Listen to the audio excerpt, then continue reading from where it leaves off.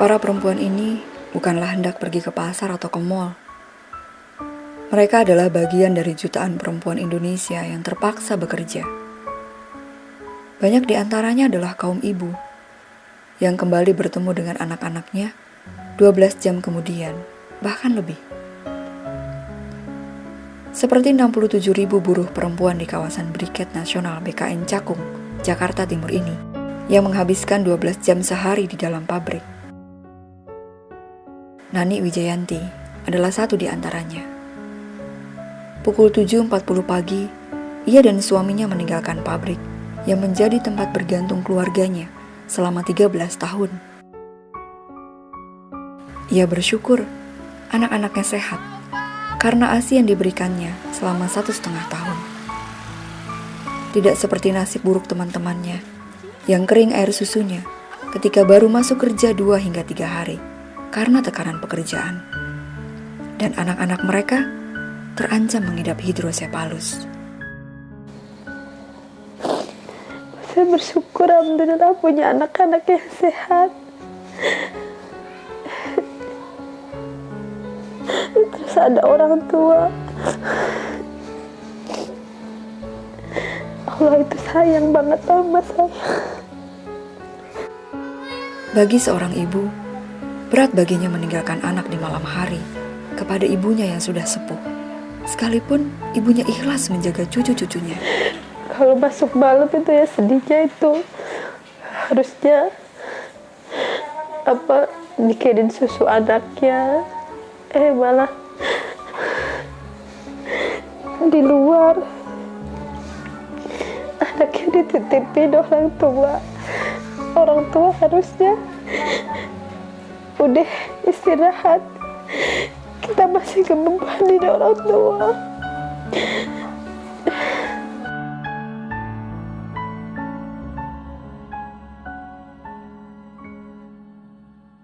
Bahkan ia tidak pernah bisa menemani anak pertamanya mengerjakan pekerjaan rumah dan mengantarkan ke sekolah.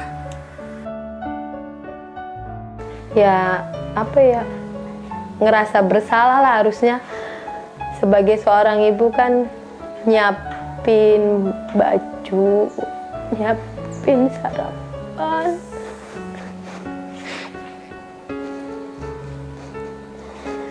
Pengen yang nganterin sekolah gitu, Mbak.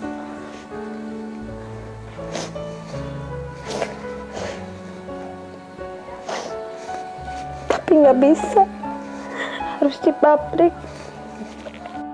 Jika sang anak bertanya kapan dirinya bisa mengantarkan sekolah, hatinya pun bergejolak. Mama kapan sih pensiunnya kerja? Biar nganterin kakak sekolah kayak temen-temen kakak.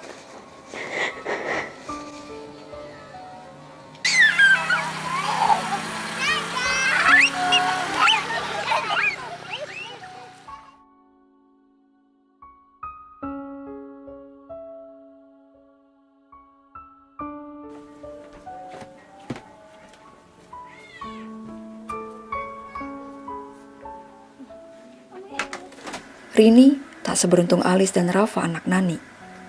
Remaja kelas 8 SMP di Cibeber, Kabupaten Cianjur ini hanya bisa bertemu ibunya 2 tahun sekali, bahkan lebih. Gak pernah setahun sih, paling suka lama. Gak betah katanya kalau di sini, betahnya juga di sana. 2 bulan lalu, ibunya pulang ke Indonesia. Rasa rindu dan takut terus berkecamuk dalam hatinya, hingga ia jatuh sakit. Yakin, takut ditinggalin lagi sama mama, tapi mama gak pergi lagi. Sejak usia 6 bulan, ia dirawat oleh bibi dan nenek dari ayahnya. Ayah Rini mengadu nasib ke Jakarta setelah bercerai dengan ibunya karena tetap berangkat ke Saudi sekalipun sudah dilarang suami dan tetangga di kampungnya. Kehidupan hedonis telah menggerus fitrah keibuannya. Sedih kalau lihat Rini kalau waktu sekolah pengen gituin nama ibunya tapi gak ada terus.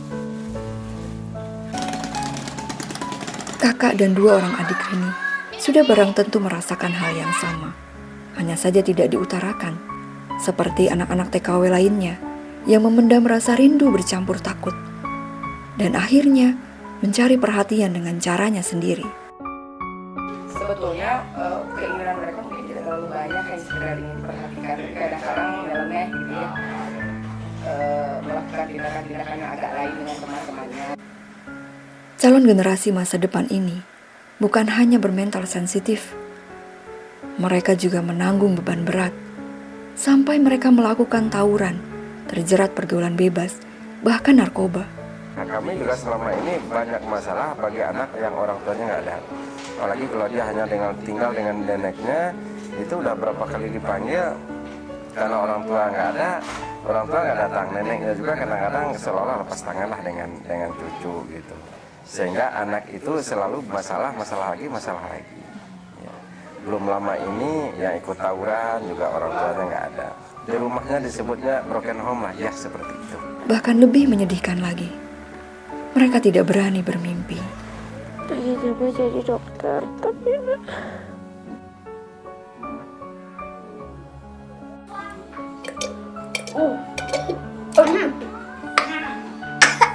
Seperti Rini, Okta baru bisa bertemu ibunya setelah 5 tahun. Ia harus menggantikan peran ibunya bagi kedua orang adik laki-lakinya sejak 1 SMA. Tapi adik-adiknya hanya bertahan sekolah hingga bangku SMP karena sulit diarahkan.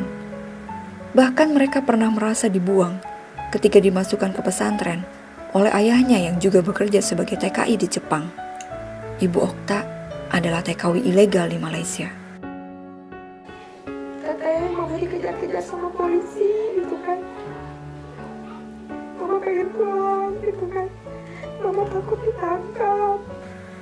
Ibu Okta sudah sering ditangkap, dan setiap kali ditangkap, majikannya akan membebaskannya dengan dipotong gaji tentunya. Bahkan ia pernah ditipu 10 juta rupiah untuk pembuatan surat perizinan yang tidak kunjung ada wujudnya.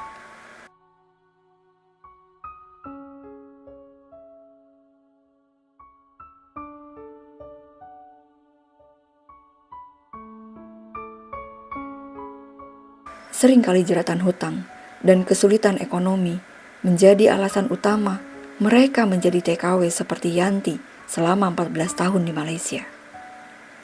Saya pernah pinjam duit, macam duit berbunga gitu, tapi akhirnya hidup saya tak ada kemajuan gitu. Jadi saya sampai pergi kan ke luar negeri, tinggalkan anak-anak demi untuk bayar hutang saya renten itu kan ya.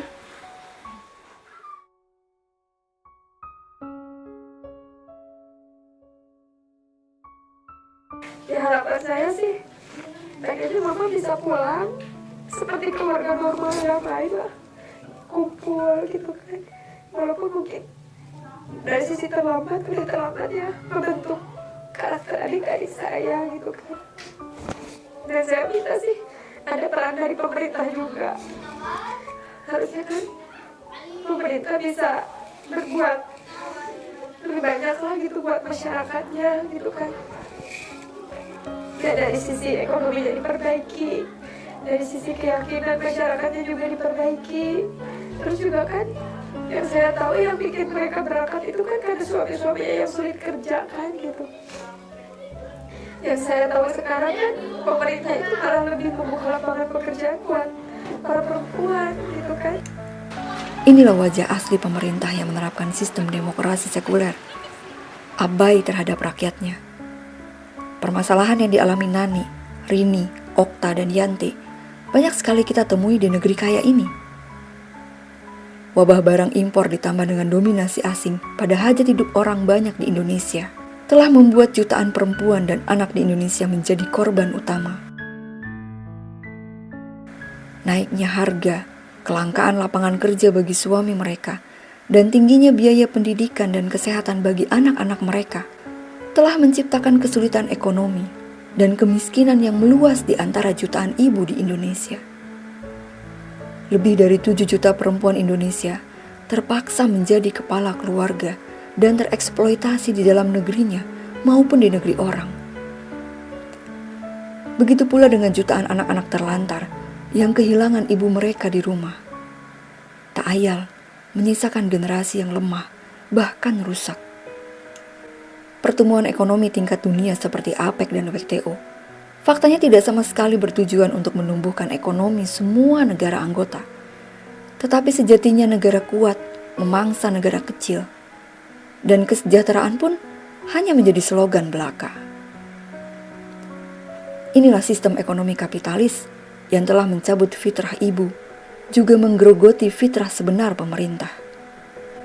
Sudah selayaknya lah kita mengembalikan perempuan sebagai ibu dan pengurus rumah tangga suaminya, menjadi pendidik pertama dan utama bagi anak-anaknya, mencurahkan kasih sayang kepada keluarganya, sehingga terlahir generasi cemerlang yang ditopang oleh negara khilafah yang mengurus rakyatnya dengan penuh kesungguhan, melayani dengan sepenuh hati, bahkan menjadi pelindung dengan keberanian dan kekuatannya. Dengan Islamlah fitrah itu akan kembali.